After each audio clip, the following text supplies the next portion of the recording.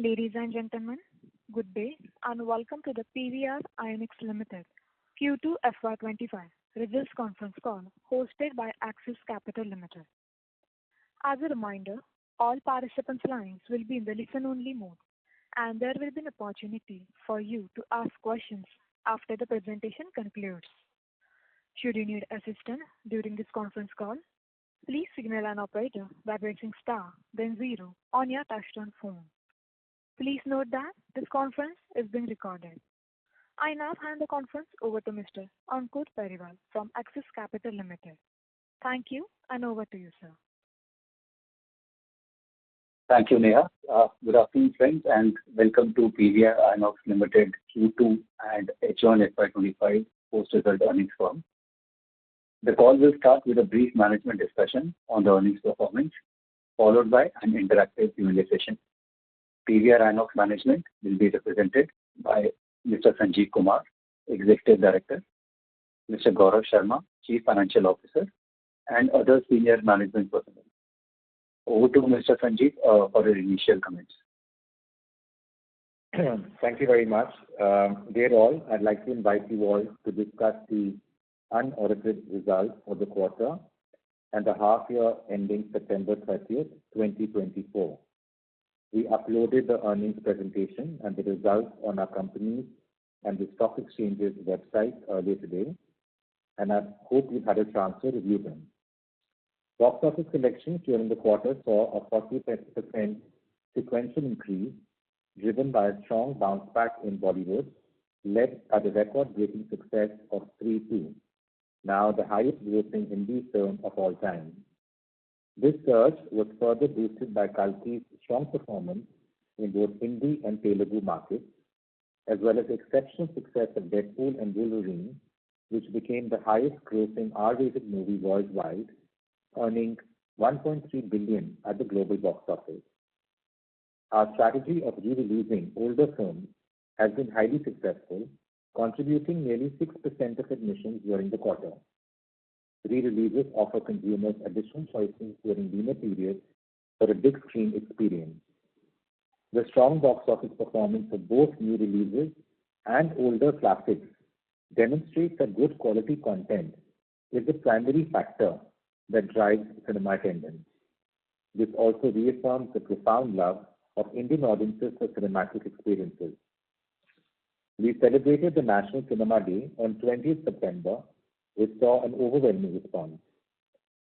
More than 11 multiplex chains and over 4,000 screens across India participated in this initiative, and PVR INOX welcomed nearly 1 million guests to our cinemas, making it one of the biggest days of the current fiscal year. Overall, in Q2 FY25, we welcomed 38.8 million guests across our cinemas.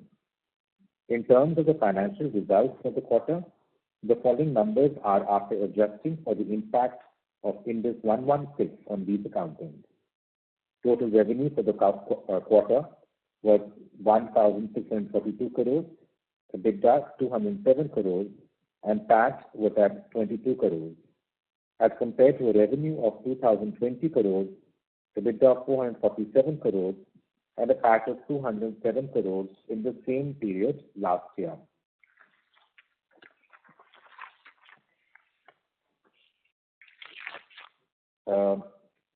In the coming quarter, we have several exciting Hindi films. Last week, we had Vicky Vidya Ka Wo Wala Video and Jigra performing well at the cinemas. During Diwali in November, we had the highly anticipated multi-star release Singham Again and Bhool Bhulaiya 3. Pushpa 2 is releasing in 5 languages in the first week of December and is expected to be a mega blockbuster. December also has BD John starring Varun Dhawan. From Hollywood, we have Venom, Gladiator 2, Kraven the Hunter, Mufasa the Lion King, among others.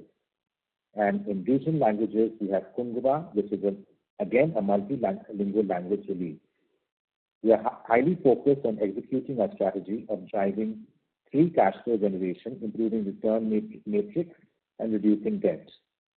Despite a relatively soft first half in FY25, the company generated positive free cash flow and reduced net debt by 141 crores. PVR INOX continues its strong growth momentum, adding 71 new screens to date in this fiscal, while strategically exiting 42 underperforming screens. For the full year, the company expects to open around 110 to 120 new screens and exit 70 underperforming screens. Our current screen portfolio stands at 1,747 screens across 356 cinemas in 111 cities in India and Sri Lanka. Thank you very much. Now I've opened the platform for any Q&A. Thank you. We will now begin the question and answer session. Anyone who wishes to ask a question may press star and 1 on their touchtone telephone. If you wish to remove yourself from the question queue, you may press star and 2. Participants are requested to use handsets while asking a question. Ladies and gentlemen, we will wait for a moment while the question queue assembles.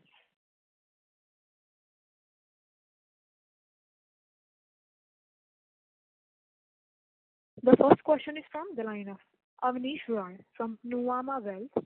Please go ahead. Yeah, thanks. My first question is on the re-releases. 2-3 sub-questions there.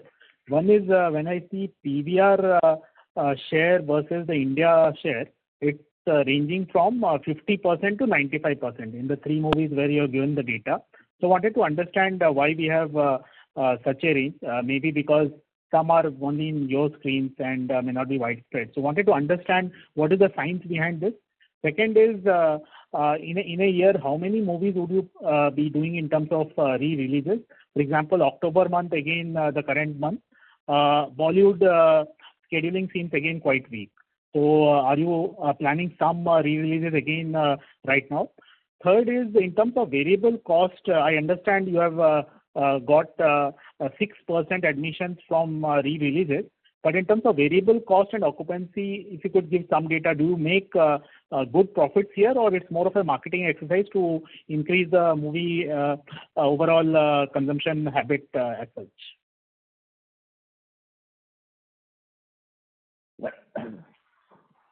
Hi. Kamal, would you like to take that on the re-release strategy first? There's multiple questions. Sure. Hi, Avnish. Thanks for your question. And Avnish, your first question, can you please refresh? What was the first part of your question? Yeah, 50 to 95% range between PVR and total. In the 3 examples which you have given re-releases, the range is between 50 to 95%. So why such a wide range? Re-release is something which has been happening in film business for a very long period of time. And usually it's been tactical. If it's some actor's birthday or if there is some event being celebrated, we tend to have either a festival or we bring back a popular film of that particular actor. But in the last, I would say, 8 to 9 months, we've seen consistent behavior from re-releases where re-releases, quite a few of them, have performed almost like a brand new film. And this, many people found it, this came in as unexpected. Many people were surprised and they thought it's a fluke. But it has managed to sustain itself. And initially, because a lot of people didn't believe in the, sort of long-term sustainability of this new trend that was emerging, a lot of exhibitors were not participating in re-releases. And as you know, PVR INOX has always been, experimental. We've been more receptive. We like to sort of push the envelope a bit. So we sort of participated aggressively, and which is why the earlier releases, Rockstar, Love Story, Rehna Hai Tere Dil Mein, PVR INOX had a disproportionate contribution in the All India because it pretty much released in the entire chain of PVR INOX. By the time Tumbad came out in late August, September, more exhibitors, sort of jumped onto the bandwagon, and therefore you see the contribution of PVR INOX in Tumbad has become more sort of closer to what a standard contribution is in the overall box office. So that's the answer to your first question. The second one was, I think, whether this is a sustainable thing or just a marketing, initiative. Given ATP is lower, and my sense is occupancy also would be lower. If you could tell us in terms of variable cost, would you be making money here in terms of if you take that into account? So without getting into specifics, it's a profitable initiative. You have to appreciate in our businesses, there are weeks which are lean in nature, and therefore, so the percentage occupancy that you do with the film is relative to the kind of period in which you're playing it, right? So we would not do a re-release in a week in which we've got 2 brand new films which are blockbuster, potentially a blockbuster category film. We would never do a re-release in that week. But in a week where we have soft releases or we have scarce releases, we will come out with a re-release. And therefore, in that context, with that background, if a re-release does good business, above the threshold admissions that we normally do, it's profitable for us. At a variable level, it's able to give us a contribution which helps us recover our overall fixed costs. What was your third question? Could you please repeat? Yeah, it was again related to this only. So who is doing the planning for this? For example, in October month, again, Bollywood looks reasonably weak. So are there more movies planned in October month? Yes, we believe like the trend of South films being dubbed in Hindi, which has become like a sustainable practice or sustainable trend, which is doing very handsome numbers. We believe the trend of re-releases is here to stay. We've got internally people who are constantly looking at opportunities, and of course, not all re-releases do well at the box office. So you also have to curate content. You also have to be careful. So we have a lot of people internally who are working at these gaps and opportunities. But at the same time, we also keep getting a lot of initiatives from the production houses. A lot of producers keep approaching us. For example, Khosla Ka Ghosla, which is releasing on 18th. We were approached by the producer, and of course, we depend on the producers for logistics, prints, availability of censors, and all of those things. So therefore, producers' interest in a re-release is also extremely important. So in many cases, we also get approached by producers. So it's a bit of both. Like we do a lot of internal planning, but producers also similarly take a lot of initiative. Sure. My second and last question will be on Q3. Last year, Q2 was extremely strong, and you have expressed optimism that maybe Q3 will also be quite close to it. Given how October month is looking a bit weak on the Hindi movie side, is your expectation a bit on the optimistic side, given we'll have 2 months largely to overcome the very strong Q2? Well, looking at the lineup and looking at the line of sight in terms of films, we are confident November and December will do smash hit numbers. We don't want to get into specifics for these numbers, and I'm not trying to compare Q3 of this year with Q2 of last year. But suffice to say that November and December will do very strong numbers. In October, we are still in the middle of October. Venom is, another film which is keenly awaited. We expect Q3 to be quite robust. It'll probably be the best quarter in this. Most likely it'll be the best quarter in this financial year. So thanks. That's all from my side. Thank you. The next question is from the line of Jinesh Joshi from PL Capital. Please go ahead. Thanks for the opportunity. Sir, I have a bookkeeping question. So if I remember right, our contract with BMS ended some time back, and now I believe the convenience income is variable in nature, and ideally it should move in tandem with the box office performance, if I'm not mistaken. Now, in this quarter, we saw a 25% fall on a YY basis in our net box office collection, but the convenience income was down by only 5%. So has there been any revision in rates with BMS this time around?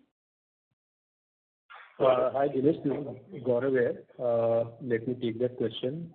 The BMS contract was renewed last year itself, and we have a 4-year term with BMS, and that will expire by 2027. 5% drop in convenience fee as compared to 25% drop in box office is seen because during the quarter what had happened was Paytm has sold their ticketing business to Zomato. And as part of that transaction, there was an arrangement between PVR INOX and Paytm where IT integration services and support was provided by PVR INOX in the integration and transfer of their ticketing business to Zomato. And we've received some one-time payment on account of that IT integration process, which has been accounted for in the quarter 2 convenience fee. As a result, the convenience fee in quarter 2 is higher, or the drop is lower compared to the box office drop in revenues. Got that. The second bookkeeping question is on the rent expense, which is flat on YOY basis despite a 2% increase in the weighted average screen count. So if you can share the reason behind it, and also our film hire cost is down on YOY basis. So has there been any change in terms of our agreement with the distributors during the quarter? And the related follow-up is that for re-releases, do we pay a similar film hire cost, or is it lower? On the film hire terms, there is no change in the contract terms. The drop compared to last year's quarter 2 we are seeing this year is because of the revenue share that got triggered in both rentals as well as film hire charges last year. Sorry, only on the rentals, but in film hire charges last year in quarter 2 there were films which did very well, so we had to pay out some bonuses. As a result, last year both SHC as well as the rentals to the landlords were higher compared to this year. In addition to that, we are also keeping a very close eye on our rental costs. We have taken a lot of initiative in renegotiating rentals in properties where there was underperformance, and that is also reflected in the rental cost reduction. And the re-release part, if you can just highlight that. So on the re-releases, I think Kamal had mentioned earlier, without getting into specific details, the film hire charges that we pay to the producers on older films that are re-released are lower compared to what we pay for a newer film. And therefore, the gross margins there is higher. But at the same time, the average ticket price is also lower. While in terms of as percentage gross margin, it is higher, but maybe comparable in terms of absolute value. Understood. Sir, one last question from my side. I think sometime back there was some news article in the media which stated that the Tamil Film Producers Association has called for a temporary halt on all film-related activities from November 1. Any idea whether this will be implemented, or you expect some kind of a solution to be figured out by then? It turned out to be a media speculation. No such halt to the production has taken place in Tamil Nadu. Films are being produced and being shot at the regular pace. So it was just pure media speculation. Understood. Thank you. Thank you so much, sir. And all the best for Q3.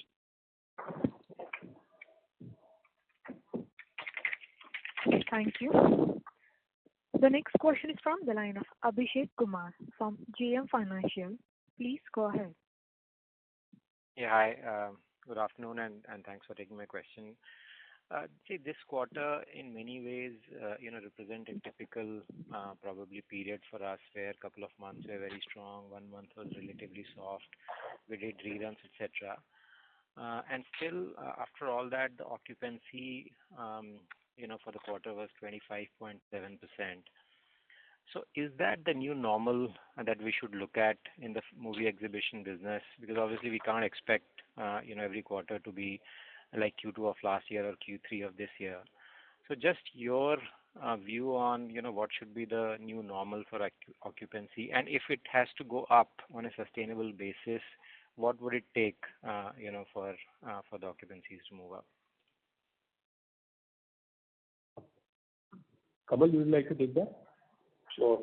So Firstly, in terms of occupancy percentage, we hope and all the effort the entire PVR INOX team puts is in the direction of raising this occupancy, improving this occupancy percentage. So while it's a good percentage, it's something which, especially given the backdrop of COVID, we've come a long way. But we believe there is a lot of headroom to grow, and we are not sort of pausing and being satisfied with this percentage. The reason I say there is headroom to grow is because post-COVID, the back-end, the production side of our business was, I won't say disrupted. Disrupted is a strong word, but it was definitely disturbed. A lot of producers who were regularly churning out films took a pause, and a lot of people went into that zone where they became quite unsure whether they should make, A film or B film or a C film. And there was a lot of sort of the green lighting process went through a lot of churn because the consumer taste was changing, box office had become more unpredictable. But in the last, I would say, 15, 18 months, there is more semblance to the box office. It's becoming more and more like what we used to experience pre-COVID. And currently the challenge that we face is with the quantity of films, quantity of, I would say, wide releases. But in terms of quality, in terms of admission per film, we are pretty much back at 2019 levels. So in terms of, audiences coming and patronizing films of their choice, we are back to 2019 level. And therefore producers are very confident. They're enjoying a good run at the box office. A lot of producers are also laughing all the way to the bank because of the success that they're seeing at the box office. But at the same time, the quantity is still not back in shape. It's still not back at the level at which it used to be in 2019. So that's an area where we are hoping over the next 12, 15 months, we will see a lot of improvement. The quantity of wide releases, good quality, big budget films or mid-budget films, that number will increase. And hopefully that will help us increase the percentage occupancy. Okay, that's helpful. Just picking up on that, based on your conversation, do you think that the pipeline for next year, by studios, etc., is looking better compared to what it has been so far this year, in terms of just the quantity? Certainly. Both in case of Hindi, regional Indian films, and also in case of Hollywood. Hollywood, as you know, was disrupted because of the strike. That's behind us. And therefore, the number of wide releases that you will see globally, including India, would be much more than what we have seen in 2024 and 23. And in Hindi, we see a lot of producers, who were on a pause mode. They become active, and we see, looking at the line of sight will become much more clearer by the end of the year, by the time we get to December and January. But just basis what we know now, whatever is releasing in 2025, we feel quite excited. And so, just kind of additions to what Kamal said. One is the fact that you need to view the H1 of this year without any big starter film getting released. So next year, hopefully, we'll get these blockbusters back, even in the H1. Number two, the way this year is panning out and the way we are working on re-release strategy and the alternate content is something that will be hugely fine-tuned by the time we hit April of 25. And we believe that this also has its own little churn and a science to it, which I think we are learning. And as Kamal had just explained, about 80 odd re-released films were marketed to our audiences in H1 alone, and this number would surely be upwards of about 140, 150 by the time the year ends. So technically next year, this is another line that we would have got created. Re-releases would be one. and the alternate content would be the two. And coupled with the fact that some of the big stars which were completely missing this year, your Ranbir Kapoor, your Ranveer Singh, your Shah Rukh Khan, Salman Khan, all of these guys have have not really had any single release this year, and they all probably will be back next year. Great. That's very encouraging. One last question on your operating leverage. Has it kind of run its course? By that, what I mean is, if the occupancy stays where it is this the level of margins or fixed costs that we should expect for our models going forward? Thank you. So Abhishek, taking a lot of steps to control our costs, especially the fixed costs, and the biggest line item in our fixed cost is occupancy costs, rental and CAM, which is driven by the contracts. But even there, wherever properties are underperforming or are located in malls which are not doing well, we are picking up conversation with developers to renegotiate rentals. Rest of the costs on the fixed side, whether it is utilities, overheads, employee costs, we are trying to control as much as possible. And that's one area which the management team is very much focused on. So yeah, I think that's what I can tell you without getting into detailed numbers. Sure, that's helpful. Thank you and all the best.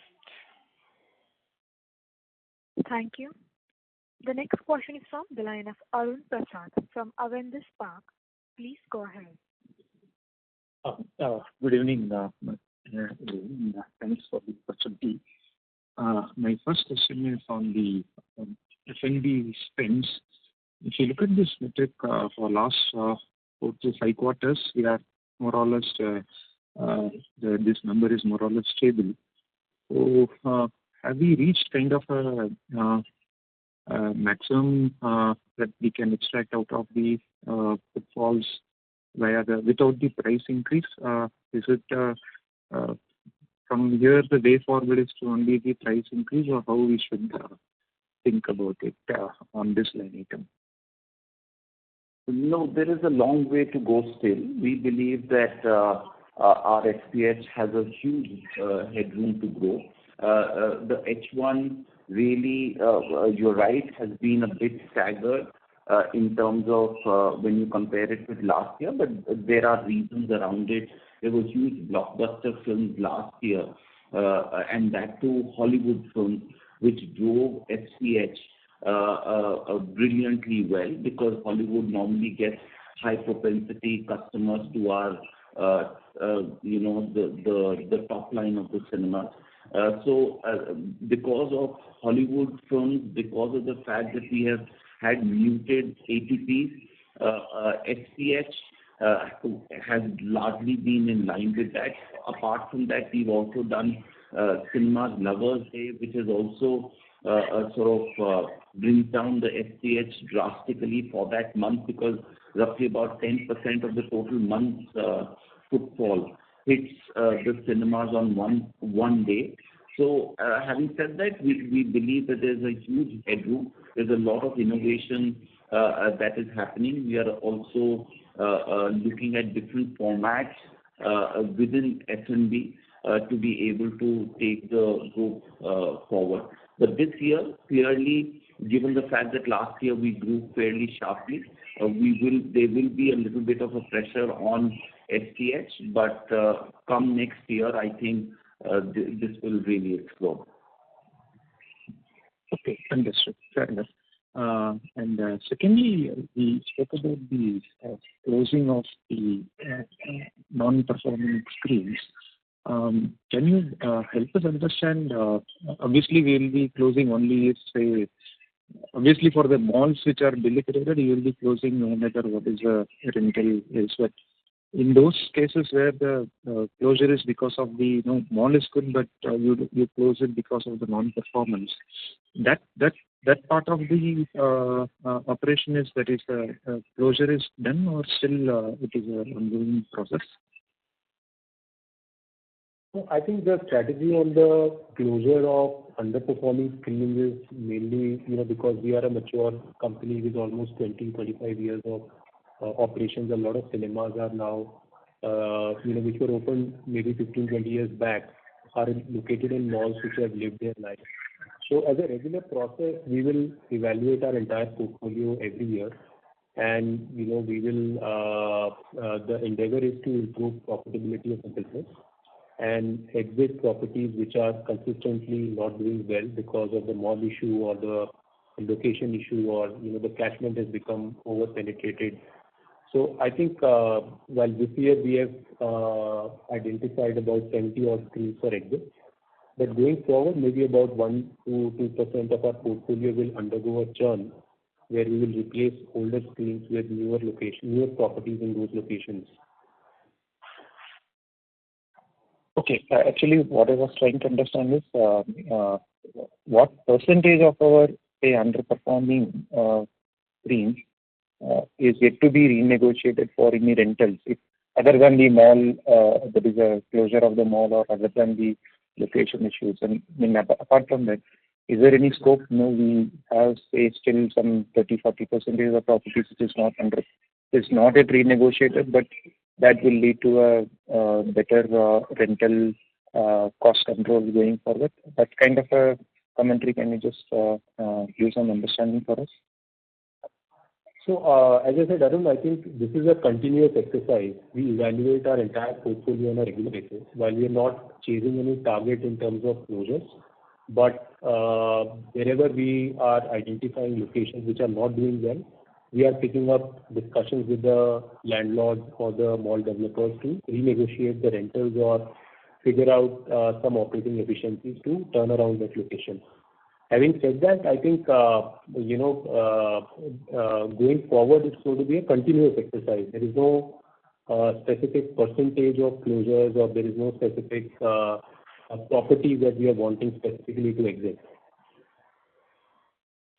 And finally, we spoke about a lot of emphasis on the increasing the screen presence in South.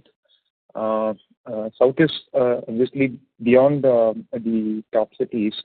If you look at the Tier 2, Tier 3 cities, the supply of mall may not keep in pace. So how we are planning to address this supply issue?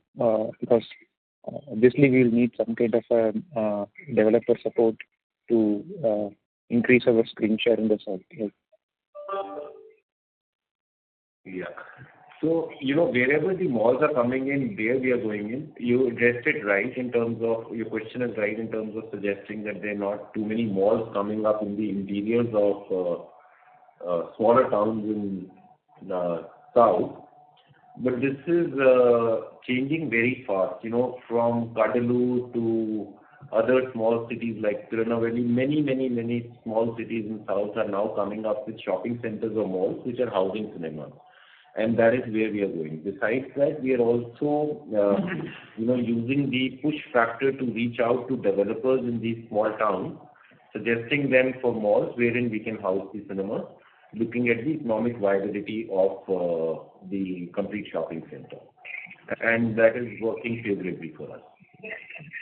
And these new shopping malls or shopping centers, this will be a satellite model for us? Most of them would be a satellite model for us. Okay, so developer has to contribute a substantial capex. Yeah, the developer has to contribute substantial capex, and he's getting returns in either as in the form of rental or in the revenue share, where he's able to make up in case the center does well. Right, understood. Thank you, sir. All the best. Thank you. A reminder to all the participants, you may press star and 1 to ask a question. The next question is from the line of Umang Mehta from Kotak Securities Limited. Please go ahead. Yeah, thank you, sir, for the opportunity. Just continuing the last question. So, what is the new screen guidance for next year, F26, and the capex guidance for the same? And what would be the mix of FOCO and management properties within that plan? So, the first question, we shall be roughly going at 100 screens per annum give and take 20 screens. It could be 80, it could be 120. That is the screen count that looks year after year for the next few years. In terms of the FOCO, which is franchisee-owned, company-operated, we are looking at about 15% of the screens coming up in FOCO, which is franchisee-owned, company-operated, about 35 to 50% coming up in the asset-light model, and balance would be again a structured lease model. Understood. Then maybe Gaurav could help. So in terms of capex, should we expect decline from 475 odd crores which we expect this year, given that mix of asset light is fairly high? Umang, this year our endeavor is to do about 400 crores of capex. In the first half, we've done about 205 crores. So, we are well within our target for the year. Next year, as Pramod said, the mix of asset light or capital light screens and properties will increase. As a result, our share of capex outflow for new screen additions should ideally come down. But we will not be able to give you an exact guidance of what we are targeting next year. We will do that as part of our AOP planning by the end of this year. But overall, I think we should be in the ballpark of 400 to 500 crores. As a strategy, we will allocate slightly more capex on renovation. There are high value, high performing properties where the payback periods are much faster and the risk is much lower.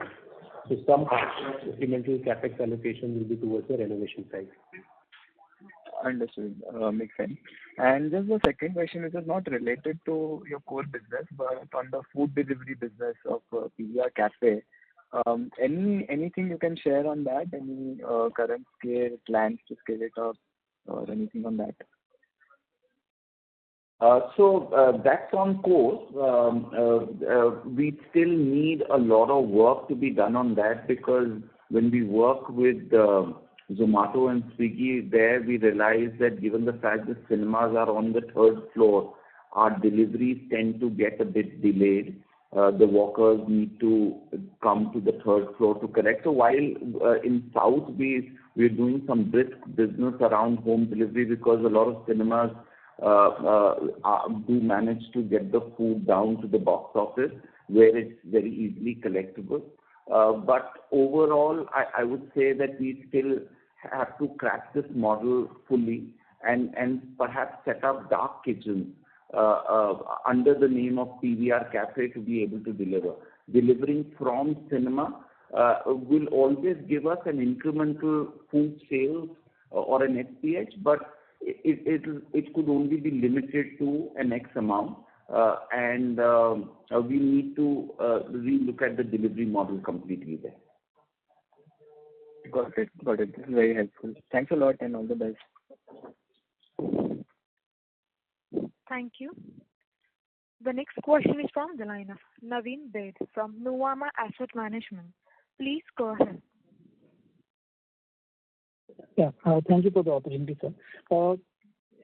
This is also in line with what the previous speaker had asked. What should we model in terms of, sort of annual occupancy ratios, since this is mostly become 8 to 9 months kind of a business model with, IPL every year and some of the other event and, T20 World Cup every second year and 50 over World Cup every 4 years and many other sporting events. What should we work with in terms of, annual occupancy rate, something that the company is targeting? We're not targeting any annual occupancy rate because it's very difficult in our business to say how the films will perform. It's also dependent on supply of films and their performance. While, therefore it will be very difficult for us to provide you a guidance on what you should model in your assumptions for occupancy. But as Kamal was referring at the beginning of the call, in financial year 26, we have a very strong lineup of films. Some of the biggest blockbusters from some of the biggest stars is lined up across Hindi, as well as Hollywood and the regional films. So on the basis of lineup, I think our feeling is that next year could be possibly a very strong year in terms of occupancy levels. Very difficult to comment on exact numbers, but I think I would,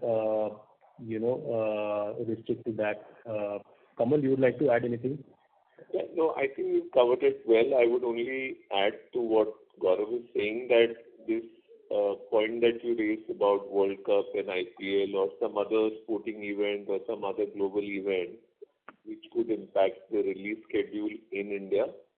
See, it's a function of number of the quantity of films that get produced and which are ready for release. If that quantity goes up, producers would tend to come out and compete with these global or local events as they have done in the past, as they used to do pre-COVID. So once the quantity of films, good quality or wide release films goes up, you would find that they would also start releasing it during IPL, during World Cups, during other events, and they'll figure out a way to coexist with them. Okay, that's helpful. Thank you. The next question is from the line of Sukant Garg from Equable Research Private Limited. Please go ahead. Hello. Hi. So my question is related to the JV that we are pursuing with Devyani International, first one. And my second question is regarding PVR Cinemagic. So I heard news around 4 months back that there is a new range of cinema screens that's been launched by PVR called PVR Cinemagic, but that's been suspended in a very short span of time. So is there any particular reason for that?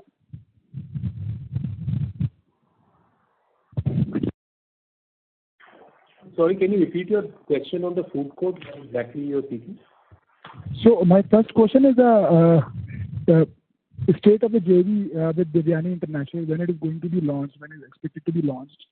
And my second question is regarding PVR Cinemagic. So, which I heard that, there is a new set of screens being launched by PVR around in May 24, called PVR Cinemagic, but it is suspended in a very short span of time. Why so? So, is there any particular reason for that? Okay, so let me take the second question first. Cinemagic has not been suspended.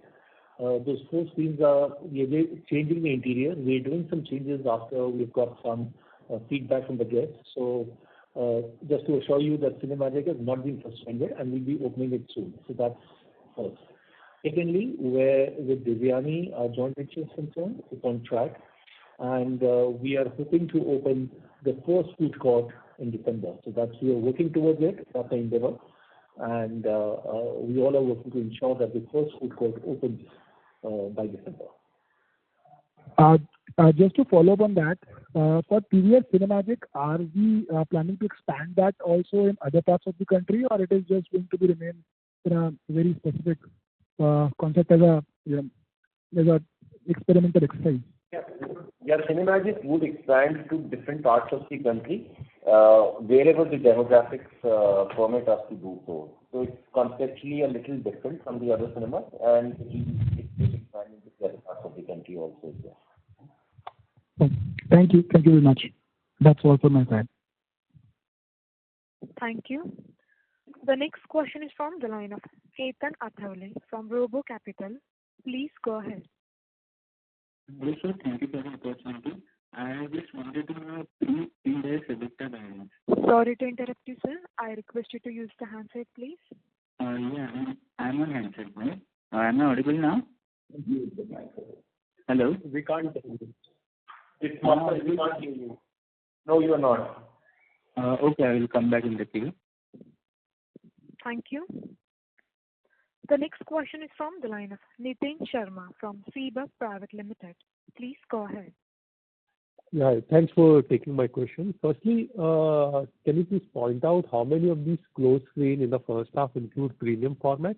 And then I have a follow-up. So there is no premium format. These are all old screens, 15 years old, 10 years old screens. They are all mainstream regular screens. Understood. And secondly, is there a level of gross that you aim to achieve by end of this year or the next year? Can you please repeat? Yeah. Is there a target debt level that you want to achieve by end of this year or the next? Yeah, I think, our capital allocation strategy is clear that whatever free cash flow that we generate from the business after meeting our CapEx requirement will go towards debt reduction. And that's what you can see in this first half as well. While our gross debt levels have been same, our net debt levels have come down. We build up reserves to, take care of contingencies. Our idea is to reduce overall gross debt levels in the next couple of years by significant number. Understood. Thank you. Thank you. The next question is from the line of Palvir Bahia from Hello Global Asset Management. Please go ahead. Hi. Thank you for the question. Hello? Yeah, ma'am. Yes. I just wondered, how do you think about profitability?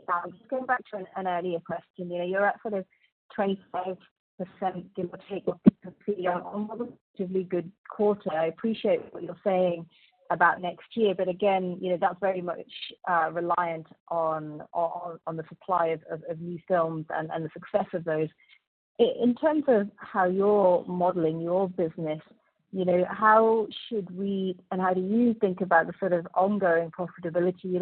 What is break even for your business? And is it really will come down to occupancy for you to generate sustained profitability going from here? And what are the levers do you have to give us confidence that you can sort of sustainably be profitable on a continued run rate from here? Yeah, I think, on profitability, if you look at our second quarter at a 25.5% occupancy, we did roughly 30% EBITDA margin, which is similar to what we did in financial year 24, where we had 25% occupancy and 13% operating margins. I think as the occupancy levels go up, which we feel should go up in the quarter 3, quarter 4 and next year, because of operating leverage, the improvement in operating margins will be more. When you look at our quarter 2 earnings last year, where we had a 32% occupancy, we did roughly 22% EBITDA margins. So I think, that's the range where we are operating. A lot of synergy benefits are already baked into the business. As the occupancy levels improve, we will see a substantial increase in operating margins of the business. It's very difficult to model the occupancy numbers because it's highly dependent on the lineup of films and the performance of films which are released. But on the fixed cost control side, we are very, very focused towards controlling all the controllable fixed costs and trying to renegotiate rentals wherever the opportunity exists.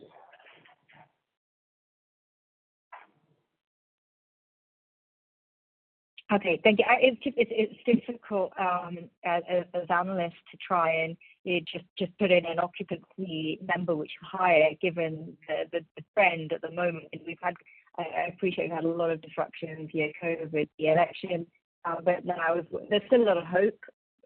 It's why I think you're getting a lot of questions on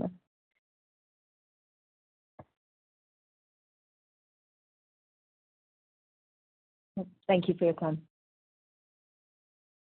Thank you. Ladies and gentlemen, you may press star and 1 to ask a question. The next question is from the line of Ketan Athavale from Robo Capital.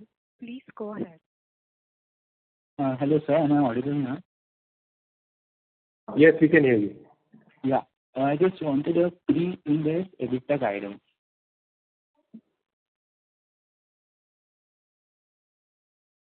Sorry, can you repeat? I just wanted your pre-Ind AS EBITDA guidance. Sorry, Ketan, we don't provide guidance on EBITDA numbers. So I don't think we'll be able to, address that question. Okay, thank you. Thank you. Ladies and gentlemen, we'll take this as the last question. I would now like to hand over the conference to the management for closing comments. Thank you so much, everyone, for joining this call. I really appreciate your time.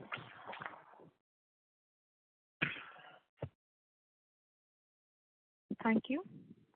On behalf of Axis Capital Limited, that concludes this conference. Thank you for joining us, and you may now disconnect your lines. Thank you.